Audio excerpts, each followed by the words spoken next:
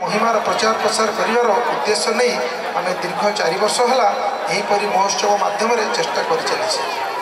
सहित हजि जा लोककला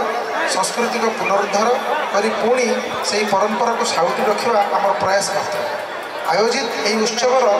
आपण मैंने यार मजा नियंतु चटपटी खाद्य सहित मीना बजार रामदोली घरकरणा जिनिस किणा बिकार अपूर्व उत्साह सहित अनुभव करते सांस्कृतिक कार्यक्रम माध्यम मनोरंजन खोराक जगाई देवार समस्त चेष्टा तेणु आपण मानकर समस्त दीर्घ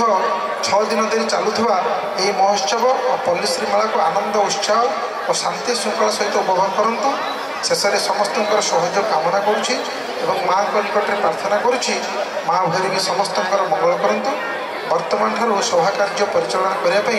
डॉक्टर रमेश चंद्र तारिणी को अनुरोध करुँची धन्यवाद जय माँ भैरवी वंदे उत्कल धन्यवाद बर्तमान आम जो अतिथि मान पाचे से पाखर किसी उत्साह वार्ता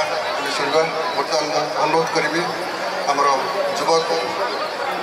समिति सभ्य श्रीजुक्त सरोज कुमार प्रधान को से वक्तव्य रखेंगे।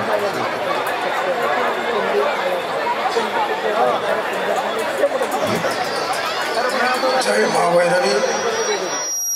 प्रथम श्री श्री माँ भैरव ठाकुर पाद पद्म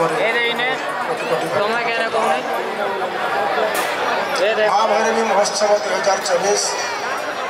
आज अति आनंद उल्लास हिसाब से आम पाखक आसी तेणु उपस्थित समस्त वर्गर सज्जन मंडल मोर सादर नमस्कार एवं प्रणव।